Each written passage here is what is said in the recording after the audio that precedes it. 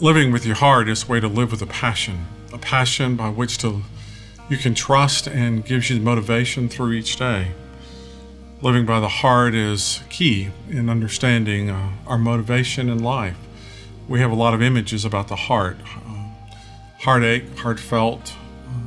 To love God with all of your heart then is to let yourself feel in a way that you desire to be rightly aligned with God's purposes. David was writing this in Psalm 37.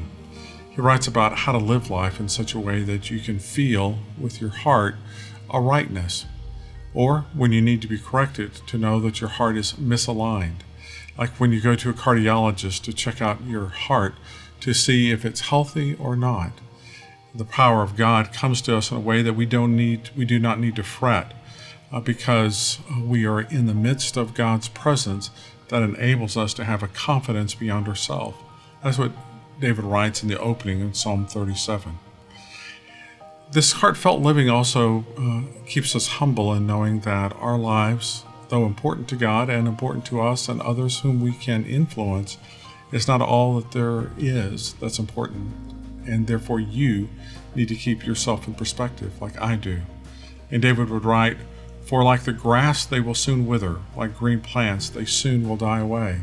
What is there now is not necessarily what will be there tomorrow.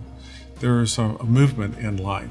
And by keeping ourselves humble and within this perspective, we know to live with a passion for now, but give it in such a way that God can break through and enable our lives to have deep meaning and being rooted within Him. That requires us then to trust in the Lord and do good, to dwell in the land and enjoy safe pastures. Trusting the Lord is then with all your heart. Jesus would say, with all your heart, seek me, serve me. And the very exercise, like cardio athletic workout, is a workout of the heart to make sure that we are allowing the breathing and the care of our body is under God's best direction. We do this by the effort of what it means to trust with all of our heart in the Lord and do good, to dwell in the land and enjoy this safe pasture. Then the real heart of Psalm 37, if you will, is to delight yourself with all your heart, and the Lord will give you then the desires of your way. But what's the key? What are we to delight? Not our own selfish ambitions, not just the pleasures of other people, not just the approval of the crowd, but it's just take delight in the Lord. That is allowing then your ultimate motivation by which to live each day is finding a delight beyond just yourself in a temporary measure of approval, but allowing yourself to have a way that you may come and let your heart be shaped and formed and fashioned with a steadfastness. The word to delight yourself in the Lord and He will give you the desires of your heart means that you're wanting for God to shape your heart so that your heart desires can be trustworthy. And by allowing then God to fashion what is important inside of us so that what we do with the actions of our life have that kind of permanent application for. Recently, Dr. Jim Barnes, a member of our church, voted. And while standing in line to vote, he was given the opportunity to go to the front of the line. He says, "No, I'll wait like everyone else." 30 minutes later, he had cast his vote in what would be the 49th general election since he was born.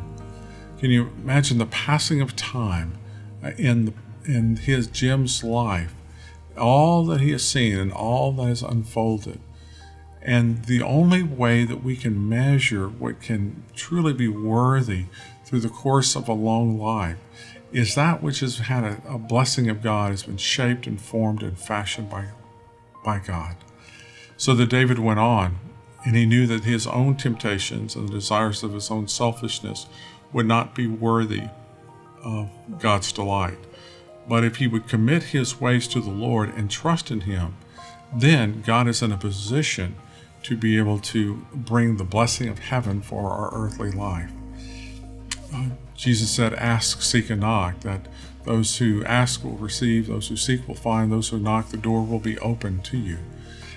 That in the sometimes where we are at the door and knocking for what we are then wanting in our life is different from what we had originally asked. But in the process of asking and then seeking, we are doing the hard work to make sure that we are really after what is most important. You've heard that expression, be careful for what you ask for because you would surely get it, or be careful what you pray for and to see what God would do. God will want to purify our hearts so that which we're living our life is really worth the effort of day by day, month by month, year by year living. Praying the Psalms then is a way of allowing us to have the right heartfelt motivations. It enables us to make sure that how we finish our prayer may be different from how we began our prayer. I don't know for you, but for me, sometimes I will sit down and pray, and for the first 10 or 15 minutes, it's like nothing's happening. And then, boom, it's like God says, okay, now you get it. You understand. What you've just been praying is your own ambition. You've just been praying your own desires. Now that you got all that out of your heart, you are ready to really listen to me in the midst of your prayer. And the midst of speaking and hearing from God is the rhythm by which praying the psalm enables us to make sure that we're aligned in our heart with his purposes. So David would write then, be still before the Lord and wait patiently for him. Being still and wait patiently. Some of you are hunters, and when you're out there on a deer hunt, you understand the importance of being still in such a way that you can be focused and that you're not distracting the attention of nature when you're in the middle of trying to grasp the attention of the deer that you are wanting to be able to see. And God's purpose is being still before the Lord means that we are centered in his presence and his power for a purpose.